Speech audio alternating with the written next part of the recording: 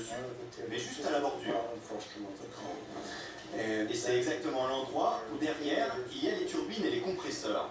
Donc l'oiseau pénètre au cœur du réacteur.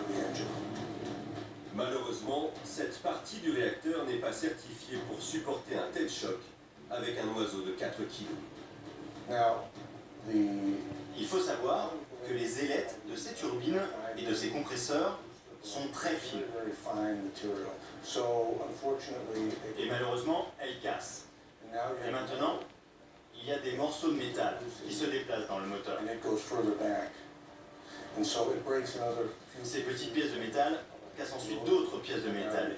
Et il y a donc une réaction en chaîne. Et c'est le pire qui puisse arriver à un réacteur.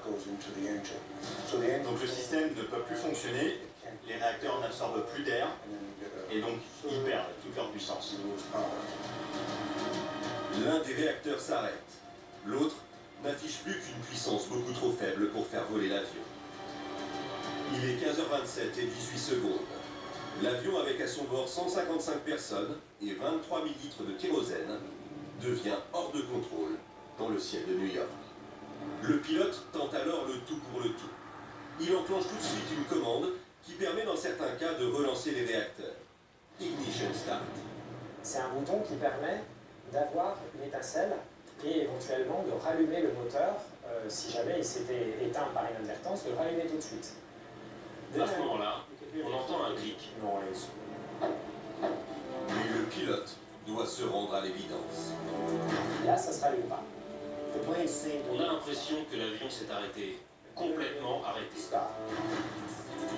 Malgré les apparences, l'avion continue de monter jusqu'à 935 mètres d'altitude grâce à son inertie.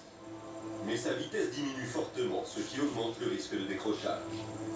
Privé d'électricité, l'avion n'est plus protégé par les innovations technologiques de l'Airbus A320. Le capitaine Sullenberger va alors transgresser l'ordre des procédures habituelles.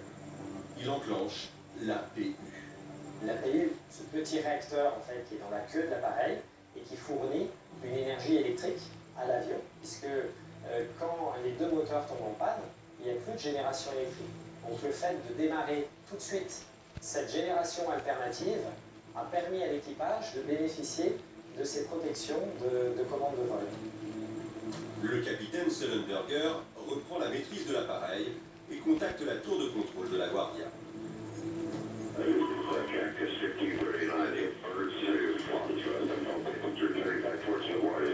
C'est la première fois que je prends connaissance du problème. À ce moment, c'est important pour moi de ne pas avoir d'autres départs à gérer, d'être concentré sur cette urgence. Cela veut dire qu'il a perdu la puissance des deux moteurs et donc il faut à tout prix qu'il revienne se poser au plus vite à la Guardia. Okay, you need to return a buddy. Turn left heading up 22 there. Je peux voir sur le radar qu'il est en train de tourner et qu'il perd très vite de l'altitude.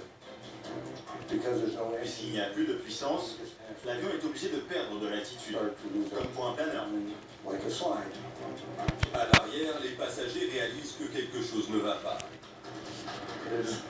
L'avion commence à